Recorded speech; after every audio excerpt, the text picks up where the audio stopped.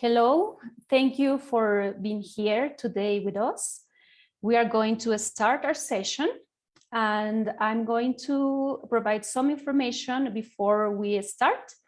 You are muted and your video is turned off. If you have any questions, please feel free to use the chat and address your questions to Q&A, Juan Manuel. He will receive the questions and we will try to answer all of them at the end. This session will be available on our YouTube channel and we will share with you the recording. Also, please note that closed captioning is available for this session, so you can press the button and captions will be available for you. Also, I want to remind you that this is a session for graduate students. We will talk about what do you need to study a graduate degree in the United States. This is a basic information session. And we also have a guest, a special guest, that will share her experience as a graduate student in the United States. These sessions, we have them every month. We have one session for undergrad studies and we have one session for graduate studies. Each month, we have a guest, a different guest. Sometimes we have a rep from a university or students. So this is for you, so you have the different perspectives to US studies. So maybe some of you are already familiar with Education USA. Maybe some of you, this is your first time joining an information session from Education USA. But we are going to start with a little quiz. So at this time, you should be able to, okay. So now you should be able to see our quiz. You have three questions there. How many higher education institutions are in the United States? How many Education USA advising centers are in the world? And how many Mexican students studied in the United States in the year 2020-2021? And you have options. You can choose which one is the best option you think is the right answer. So feel free to answer as you think the right answer is. So don't worry about it. We already have one of you answering the question. And don't worry, you don't have to, this is not going to be graded. So feel free to just do your best guess. I'm going to give you a little time to think about how many universities, how many advising centers, and how many Mexican students. We already have two answers. We are going to wait a little bit to see if you can answer the questions. Again, don't worry, just try to do your best guess. Okay, don't be shy. And your answers are anonymous, so don't worry. We don't know who you are if you are answering. I think somebody just joined. Again, you have a quiz there regarding how many higher education institutions are in the United States. How many advising centers, Education USA advising centers, and Mexican students. Okay, I think you are being shy, but I'm going to share with you the right answers. So the right answer is for the first question, how many higher education institutions are in the United States? More than 4,500 institutions. How many advising centers? We are over 430 advising centers. And how many Mexican students studied in the United States in the last cycle? Almost 13,000 students. So, as I said, this is not graded, and don't worry about it. So I'm going to share with you what is Education USA.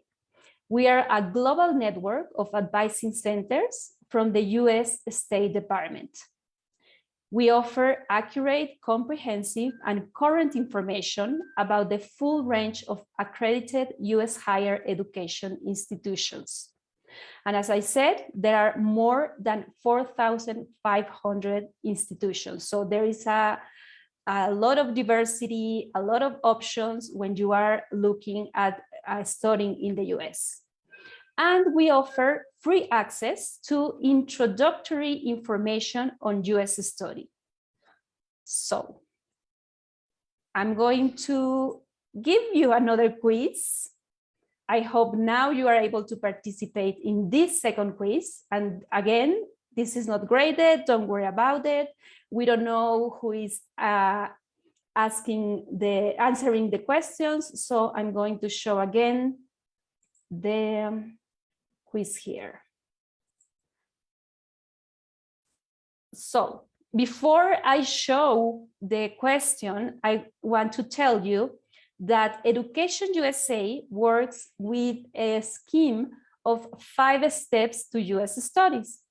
I'm going to show you a quiz where we have every step, and your job is to try to think which one is the first step, second step, third step, fourth step, and 5th step. So again, just try to do your best guess. Don't worry about getting it right. And we are going to show what are the right answers. I see, Monica, you are with your hand up. You can share with us a question or a comment through the chat. So I don't see any answers yet. I'm going to give you a little bit of time so you think about it. What do you think is the first step to US studies? The second, the third? And I see, okay, we have someone brave. Okay, let's see if we have another attendee today. Okay, we have another one. Yes, I see some answers. Okay, let's wait a little bit more so you have time to think about it. What do you think is the first step, second, third, fourth, and 5th? Okay, I have 3 of you already answering. So I'm going to show what are the right answers. And don't worry if you didn't get them right. So the right answers, I think you can see now the right answers. I'm going to stop sharing the quiz here. And we are going to the right answers. So your first step is going to be research your options. The second is finance your studies. And many times these 2 steps really happen together because you really need to know how to finance your studies when you are researching your options. So maybe it's not that you first do the research and then find out how to finance, but you do these 2 steps together. And then you go to complete your application After you are accepted in a program, then you apply for a visa. And finally, you prepare for departure. And I had a step there that doesn't belong to Education USA steps, that it was looking at the university rankings. We don't recommend that you look at university rankings because since we work with universities that are accredited, we guarantee that universities will offer the same level of quality. So you don't need to look at what are the top universities or the most known universities. We want you to find a university that is right for you. So we are going to start thinking about why would you like to go to grad school? Here are some reasons that you may think about going to grad school. Maybe you want to indulge your intellectual curiosity. Maybe you want to master a specialized field of study, or you want to achieve your career goals, or maybe you want to teach at the university level or contribute to the world's knowledge. Maybe you want to increase your earning potential or take advantage of an employer's tuition benefits. And also, maybe your reason to go to grad school is to make connections. So before we go to the next slide, this question is for you. What is most important to you when you are selecting a US institution? And you don't have to answer, you don't have to raise your hand and share your reasons. If you want to, you may share that in the chat, you don't have to.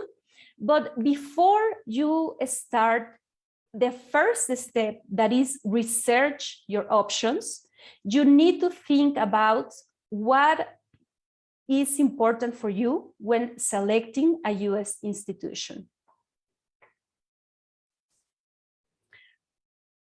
And when you start researching your options, when you start looking for universities, you need to define your priorities. And as I said, you don't need to look at what are the most renowned universities, what are the top universities, what are the university maybe your friends went to or your family. Maybe you have a cousin that went to the US to study. You really need to find what we call your best fit. And what is your best fit? Since we have a lot of diversity, since we have many universities in the United States that offer a lot of programs, a lot of options, what you need to look at when you are defining what is important to you, you need to look at what the universities offer in terms of courses, programs. What are the admission requirements? We will talk about the general admission requirements, but you will also need to look at what are the particular admission requirements as a particular institution. Also, something that you may want to look at is what are the internship opportunities?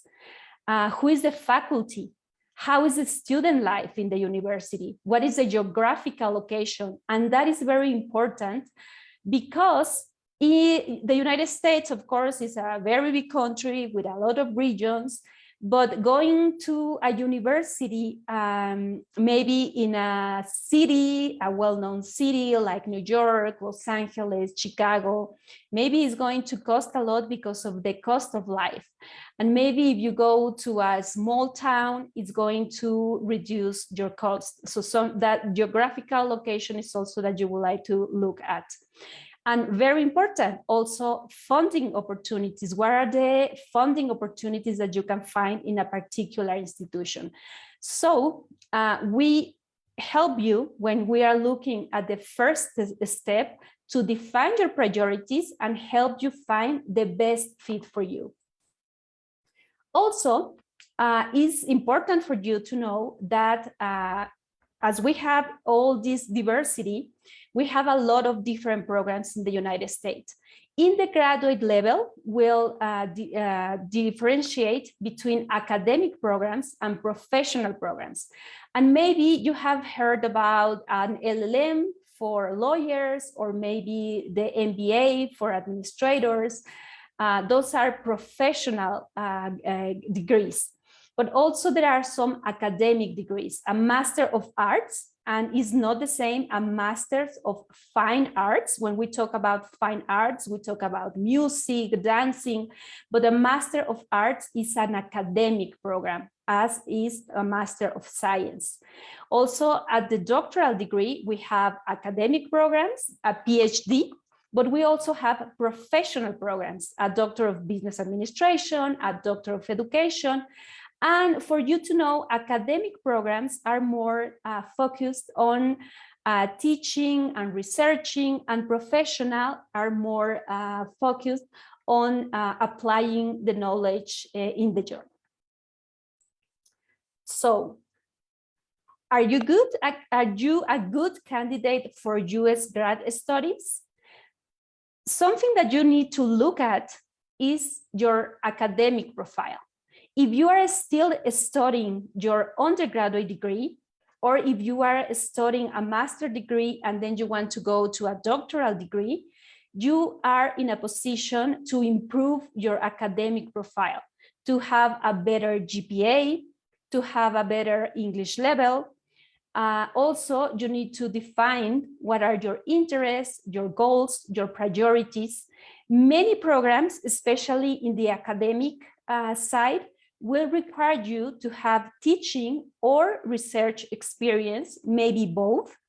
And also some programs will require you, and that will happen more in the professional programs, to have job experience. But as I said, no, we have a wide diversity of universities, wide diversity of programs.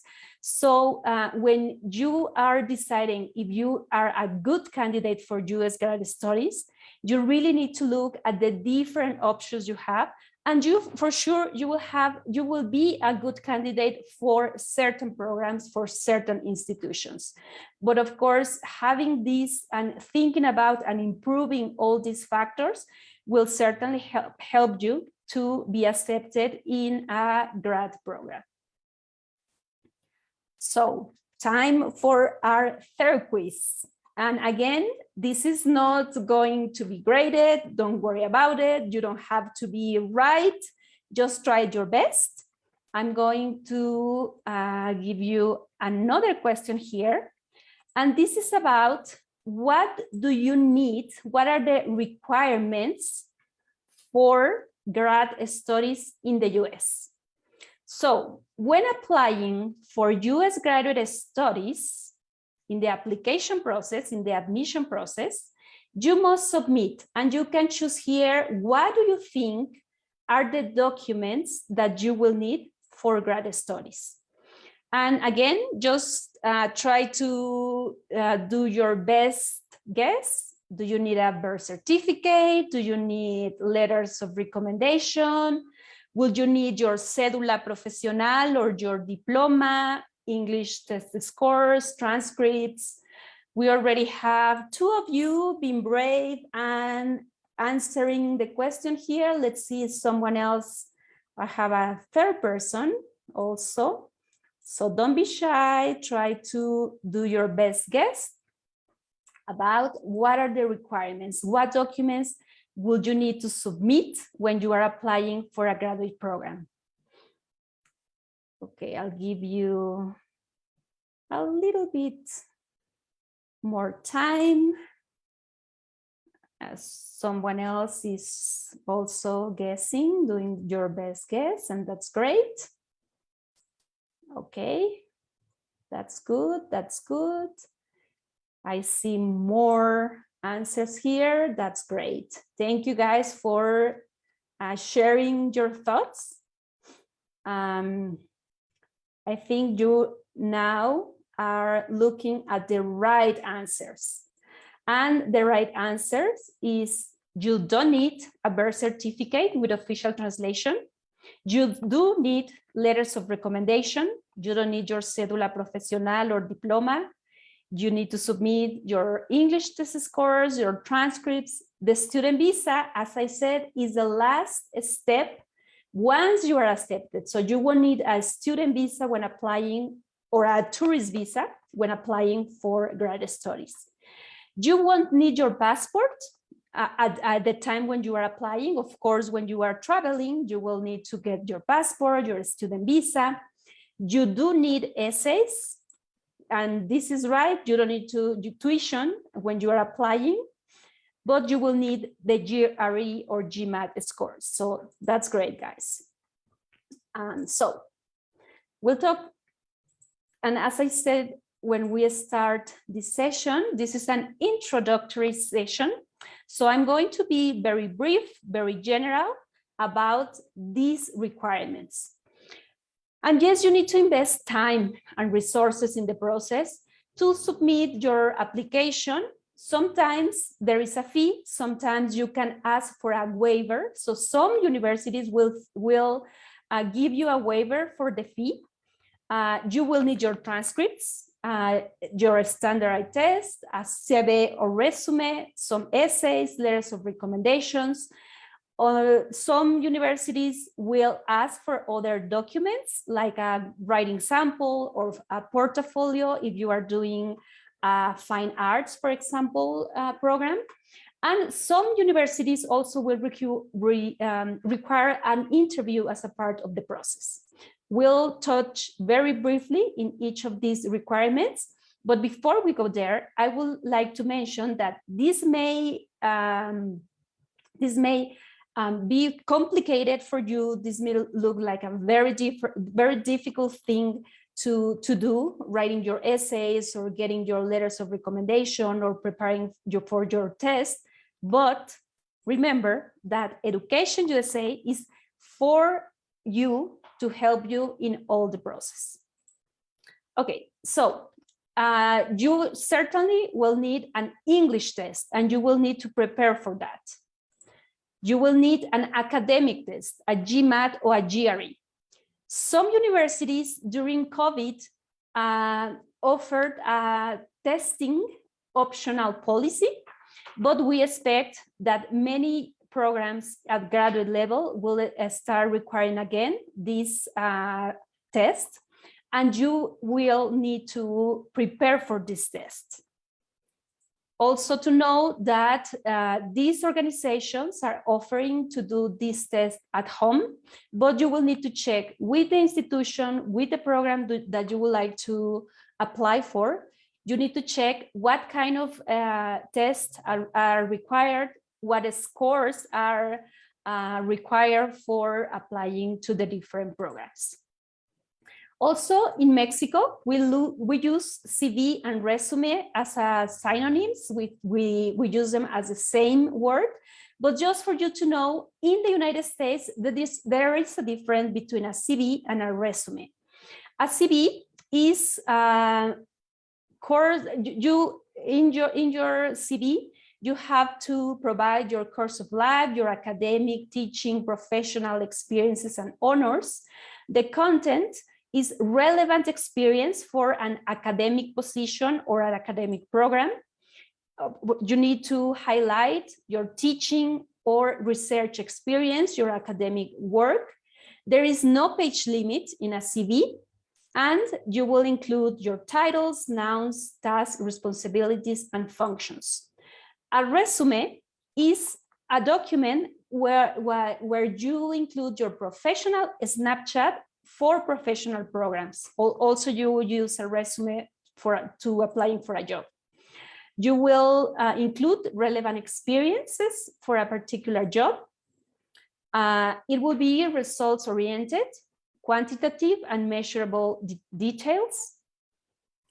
And it has a page limit. For a master, it's very short, only 1 or 2 pages. For a doctoral or postdoc, 2 or 3 pages. And you will use action verbs where you will provide your skills, your experiences, and your achievements. Some tips for your CV and resume. Use a professional email. If you have a LinkedIn, customize your link.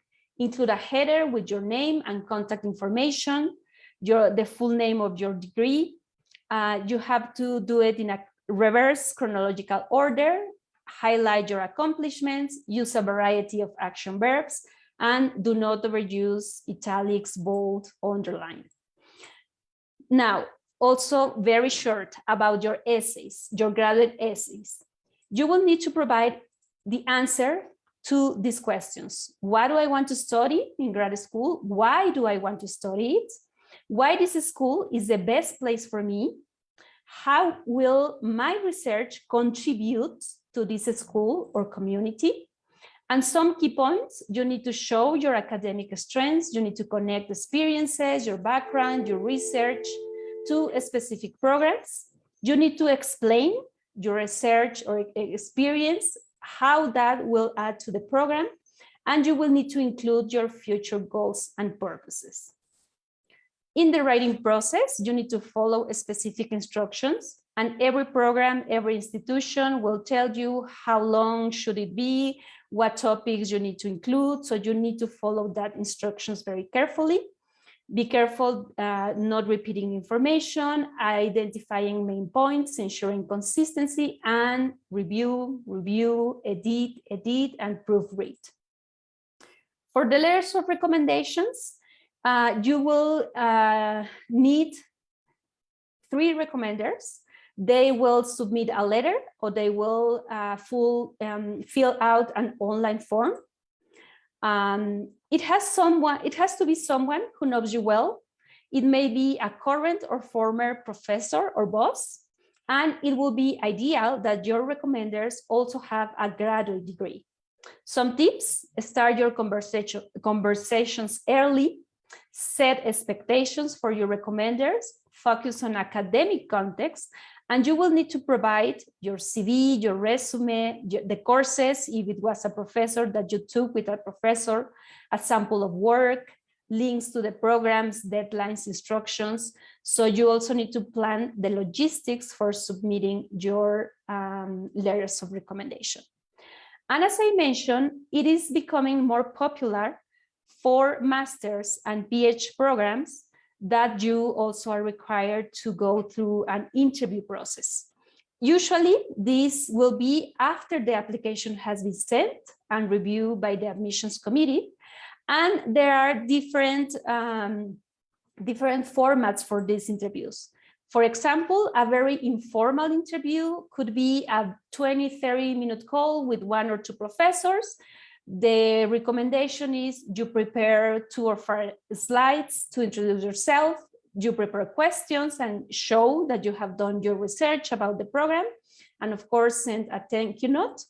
But also it could be very formal, very long, like a 3-day panel with faculty and current students. So in this case, for a formal interview, you need to do extensive research about the professor, the student, explain with all details how is your research experience, if you have any publications, and you need to be prepared to answer what and why do you want to research and why are you choosing that particular institution. Very brief before we go to our next session. Also remember, and I said financial aid and funding, you need to plan, you need to do your research on how are you going to finance your studies in the United States. Some tips: there are more funds for doctorate programs than for master's degree.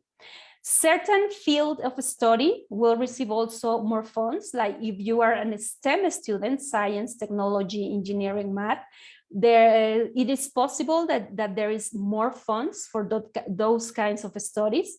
If you want to do an MBA, an LLM, it is very difficult that you get scholarships for those types of programs. But besides the funding given by scholarships, you can also participate in an assistantship. That is very popular in many US institutions.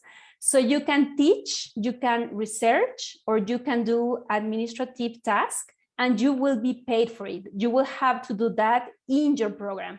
Sometimes you will receive a tuition waiver, or you will receive a stipend. Fellowships are also very popular for students with a very high academic profile that will cover all your all the tuition and all the money that you need for your housing and your meals. So this is for students that have a very high academic profile. Also, there are other funding sources, and I will mention some examples next. But before I go to those examples, it is important to know that for graduate students, you need to find out details about the specific department where you are applying for a program. And in the website, you will find that information. You may contact professors, the program, the department. You can explore related departments or other funding sources directly with the institution. And you need to check the specific requirements, deadlines, and test scores, because many times this will be the difference between getting a scholarship funding and not getting that. So that's why you need to look at your profile. And some examples about some financial aid that you can find out there. The Fulbright Garcia Robles is a scholarship managed by the Comexus here in Mexico City. And there are some scholarships that are targeted for graduate studies, but there are also a scholarship that is targeted for students that want to have job experience.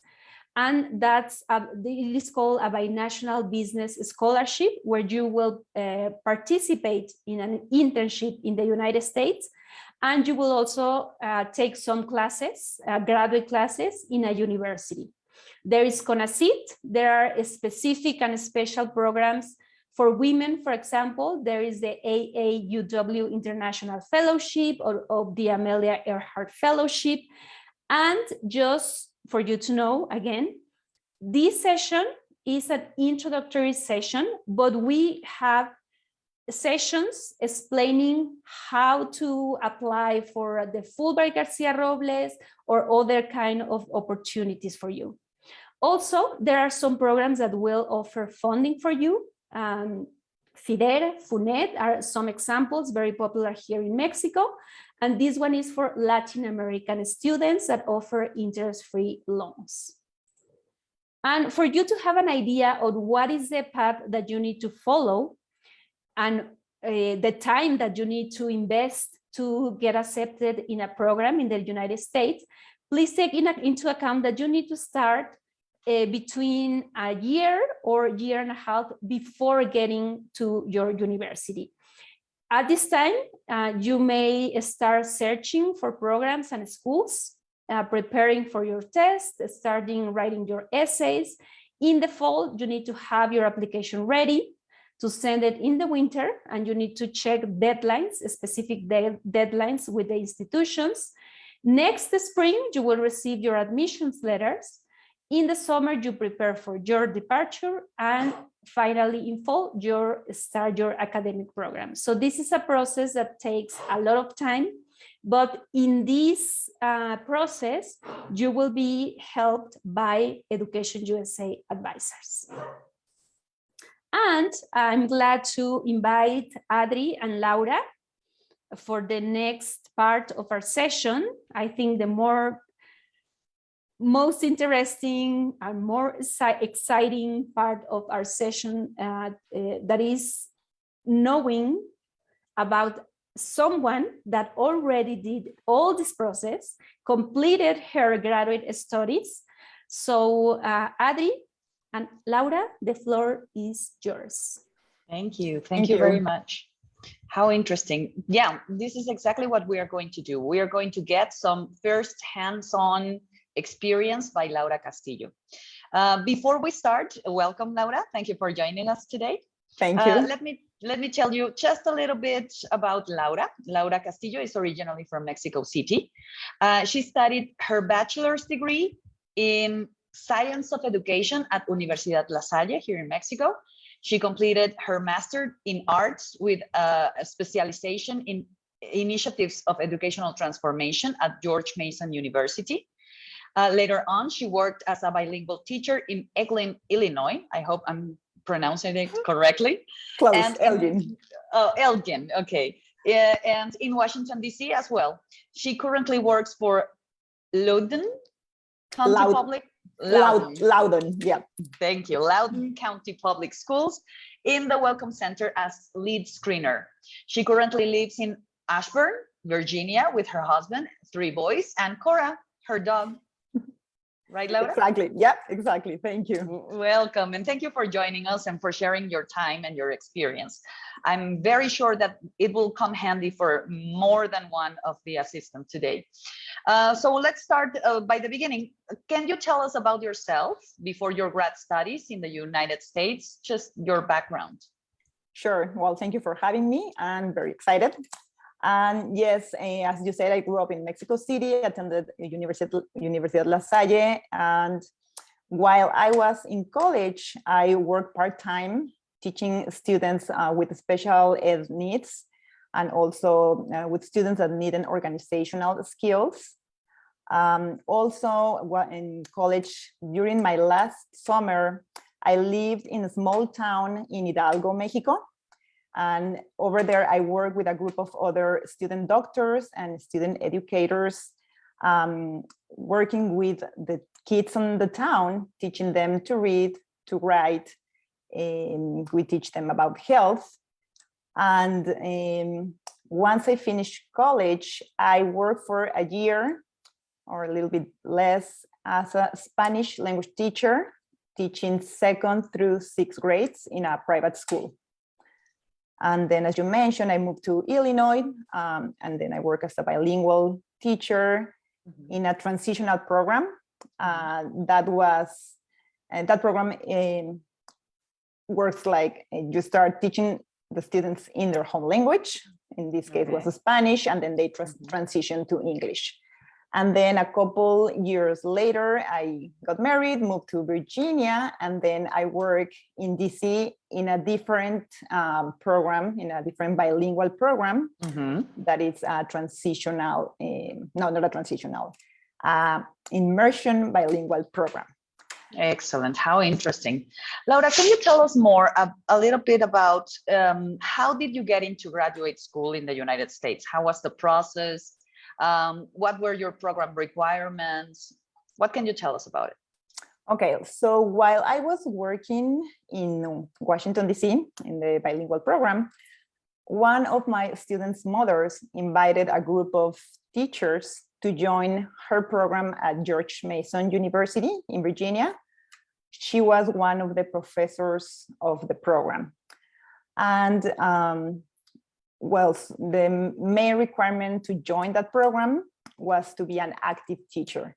And that was because during the program, you are required to work with the students. And of course, I have to provide a resume, as Elvira mentioned before, a resume and a few recommendation letters, complete the application package. And as an international student, I had to provide official transcripts, both in English and Spanish. And for that, you need the official transcript evaluation that thankfully I have already gotten, because that was required to teach as a teacher. So for me, it was really a very easy process. And I got a lot of support from GMU whenever I had a question. And also it was easy because we had a group of teachers in our school working together during the whole application process. Yeah. Okay, yeah, super relevant, this experience that you share. So what I want to restate is that you took advantage of all the support that you had handy, right? Exactly. And that's why, yeah, and that's why we do this type of sessions, just to let know the general public that you do have that support net. And we are all around Mexico, just looking for you, looking for your situation, see how we can be of support of you. Thank you, Laura. Exactly. Sure. Can you describe a little bit about your graduate school experience? Sure. Okay, so in some ways, my undergraduate experience and my grad program were similar. For both, I had a mixture of classes. Some were very theoretical, like foundations of education or theories of education, and others were very practical, very hands-on. My student practice for both programs was done with students at school. One of the main differences between my studies in Mexico and in the US was that the program at George Mason University was a non-traditional innovative program where the basic or the foundation was the research project, and all the theoretical classes were very interrelated and were applied to that project for the whole duration of the program. Also, something that was very interesting for me is that I have the same 3 professors for the whole duration of the program. And that helped to create a very cohesive group for the whole class, where we were very comfortable discussing some topics and giving feedback to one another. Some of the main aspects that were discussed in the program were issues about race, about class, about culture and language. So those were really deep topics, sometimes hard to talk about, sometimes hard to discuss. But it really changed my perspective about life, about students, and it really makes you to become really empathetic. And it changed how you see the life of other people, other persons. The classes that I took, maybe I can talk to you about the classes that I took. Please, yeah. I took a couple of classes on language and culture, as I mentioned before, that it was very deep. Yeah. Reflective practitioner, the methods, research methods, that was very important for the project, and of course the class of research project. And as I mentioned, everything was very interrelated during the whole program.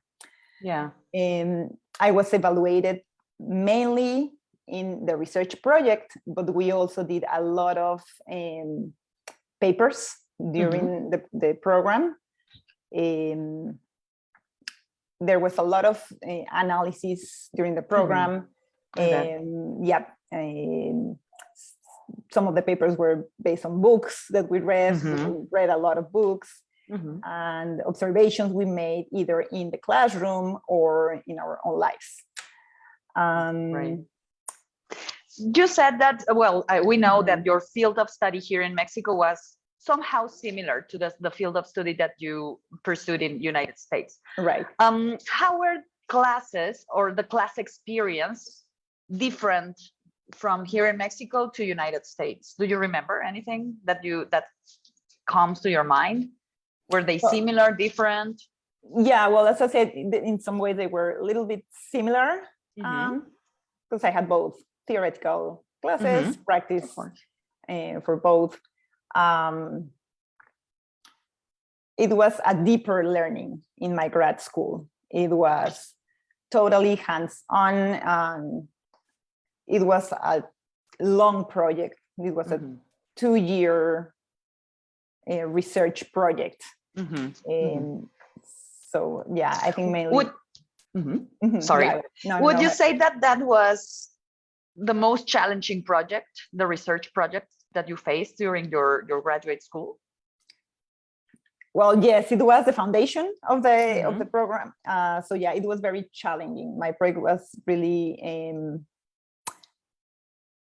difficult because I was working in a classroom where I had some students that didn't speak Spanish, some students that spoke Spanish. program where I was working on, the immersion program, is very specific. So you had half of the students that are native Spanish speakers, and the other half native English speakers. So a few of my students were really not interested in learning English. So that was my project, just how I was going to reach out to them. And it was really tough because I had to do a lot of analysis, a lot of self-awareness, self-assessment, and modified a lot of my classes and find ways to reach out to them. Because it wasn't not only about they didn't want to learn Spanish, they didn't want to learn at all. In general. In general, yeah. That is a challenge. Yeah, that was challenging. Another challenges that I had was my writing skills at that time. Tell us about that. Yeah, were not really good. I think they weren't as they should have been for a graduate program. So I really had help. And I find friends who would work with me and revise all my documents, all my papers, all my research. And it was a way to really learn the language, really improve my writing skills. I suffer a lot. I guess, yes. But I learn a lot too. Yeah. Yeah. And this, I guess, I don't know if you agree with me, but these skills that you got from learning how to write in English are completely transferable to Spanish as well, right? Oh, yes, of course. Of course. So these are skills for life. For life. Not only for applying for the program. No, it's for the life, program or the research, right? No, for your life, for your work, for everything. Yep, that's correct. And that's really what it's about, what higher education and mostly grad education is about, right? To just make your education a full round project. And make you reflect about yourself, as you said. How interesting. Yeah. Okay. So now tell us about yourself after you completed your grad school. How was Laura different from how she started grad school and how she graduated? Okay. So I was always very academic. I had always good grades my whole life, but it was different. I really grew up. I really improve and learn many of the skills for life. Yeah. I learned to be a team player, to work collaboratively with people of different cultures and with people that have different ideas, totally different ideas, different beliefs, and to accept those ideas, right? Of course, I learned about self-assessment, self-critique, to accept and to give feedback. Wow. Yeah, I learned to read and to understand better my students and myself. And just about like that small changes in attitude can change in a lot, like can change relationships. So it was really a deep learning experience for me.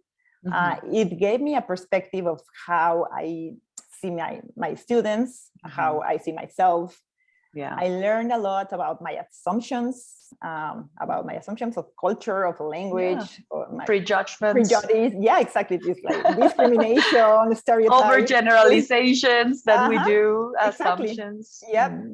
So it also made me reflect about my ethics, not only as a teacher, but as a person. As a citizen as well, right? Yeah, exactly. So yeah, and of course, like skills like organization, prioritizing, patience, conflict resolution. Yep. So I learned a lot. How interesting. And what I hear you say is not only grad school, but grad school in another country will provide a completely different set of experiences and contact with different contexts, right?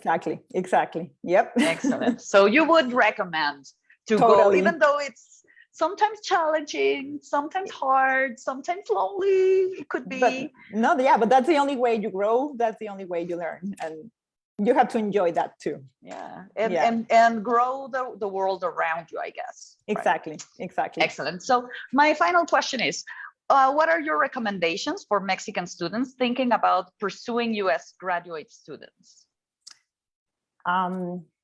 Okay, so first, take the opportunities that life brings to you. Like I started first working because that was the opportunity that I had. And then came the opportunity to study as a graduate student. So always take those opportunities. Don't think too much about them. Take them. If they are there, just take them. As I said, my experience started as working, and then the other opportunities came to me, right? Even personal opportunities, I guess. Exactly. You got married there? No, well, no. I met my husband in Mexico. Oh, okay. All right. Yeah. Go We for met it. there. Life will get you there. But yeah, my kids were born here. So yeah, your life brings you opportunities all the time. So just take them. And also for like my work, all those skills, I use them every day in my life, in my professional life. So you like just recommendations, just take opportunities. There are many paths, there are many programs. I think Elvira mentioned that before, for different needs, for different interests, but it is very important to have someone to guide you according to your needs, right? So there are many options for young students, but just it's very important to do your research, to attend a successful program that meets your needs. Just when you research, as Elvira mentioned, complete the requirements. Completing the requirements will take time. So just make sure to take all that time to get into the program that you want, that you are interested in. And you need to work on your English skills, your transcript, your GPA, your essays, your tests, and prepare both academically and also be open to learn about other cultures and as you start in your new journey. And yourself, right? Exactly. Be open to learn a lot about yourself. Exactly. So as you do your research, just remember that Education USA is there for you to help you and take advantage of them. Because I remember when I was in high school, I wanted to come to the USA and I have no idea where to go, who to ask how to for start. help, how to start. Yeah. Excellent. So sometimes it can be a little overwhelming. Everything you just told us, learn a new language, get difficult documents that sometimes we don't need here in Mexico. But I guess, I don't know if you agree with me, these are all things that it's going to take a while and some effort to get. But once you get them, those are going to be with you for the rest of your life. Forever. Helping you not only with an undergrad or a grad or whatever type of education you want, but maybe for a job, for competing for a professional traveling, etc. Exactly. Well, I thank you very much, Laura, for being here. No, thank please you. Stay a little bit with us. I think Elvira is coming back with us and Juanma to see if we have any questions from our audience. Thank you so much, Laura. Thank you so much for sharing your story. You do inspire us and you help us to get a wider perspective. So we had a couple of questions that I would like to ask you from the audience. And if there are more questions, you can still send them. But the first question we have is, what are some of the challenges of working in the education system in the US, specifically working with Hispanic populations? Well, I wouldn't say there are many challenges. I really enjoy working here. You have a lot of resources.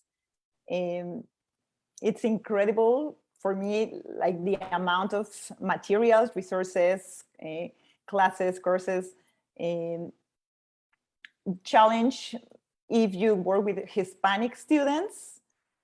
I can't think of anything. It's just very rewarding. It's something that feels your soul. Yeah. So no, I can't think of challenges. Maybe at the beginning, just changing your life because you were used to your life in Mexico. It's just more than working with Hispanic. To me, was harder to learn about other cultures. Yeah, but yeah. That's so good. Thank you. Mhm. And then our last question from the audience is regarding your specific program, your master's program, what would you consider were some advantages of your non-traditional program compared to a traditional master's program? Well, I think working in that small and cohesive group, like having the professors with us the whole time and doing like the self awareness, like to me it was unique, being able to learn about myself, to understand my own biases, my own things. I think that makes it unique. That's something I love about this country, having all those cultures, like living and studying abroad. It makes a special, all those cultures, but at the same time, it is hard. It is hard to understand them, to be on their shoes. And that program really helped me to be open, to be more open and understanding to others. Thank you. Yeah, when you were sharing the topics in your classes, I was like, I wish I was on some of those classes. But yeah, Yeah. thank you for sharing that. That's Sure. it. That's it from me. Thank you. Thank you, Juanma. And I think there is a question from the audience in the chat. And Monica, I will, I don't have an answer for you because I don't know what kind of program you would like to study. Usually, if you are in Mexico and you will do an online program, you won't need a visa or a permit because you are going to do your program online. But since you have already a J1 visa for a job, you will need to check with your program what are the circumstances of your special job and visa. So I don't have an answer for you at this moment because I don't know all the details of your program in Texas. But we will also invite you to contact your Education USA Advising Center, and we'll try to help you if possible. So before we go and before we say thank you to Laura and Adri, I just want to highlight that all the time we are having sessions and workshops and programs and Facebook Lives. I talk about one of the requirements being writing your essays. So next week, we are going to have a session specific on writing your graduate admission essays. So if you are interested, this is free, it's open to everyone. And also, I talk about different opportunities in the Fulbright program. There is a special scholarship that is called a Hubbard Humphrey Fellowship Program. And this is for professionals with more than 5 years of experience, to have experience in the United States, working and studying. So we will talk just about this specific program. And if you go to our Facebook page, Education USA MEX, and you go to events, you will see all the coming sessions that we are planning for you. So here, when we go out of this session, you will see a survey. I hope you take some time to answer our survey and give us your opinion on your needs. Here, you can take a screenshot so you can contact us. You can send me an email. You can follow us in Facebook, Instagram, Twitter. And we also have a website where we have resources. We have the contact information of our advisors. So again, thank you very much for being here with us today. And we hope you learn a lot and you are curious about studying in the US. So thank you again. And thank you, Laura, for being here with us today. We really enjoy having you. Thank you, Adri and Juanma. And thank you. Bye-bye. Bye. I'll see you very soon.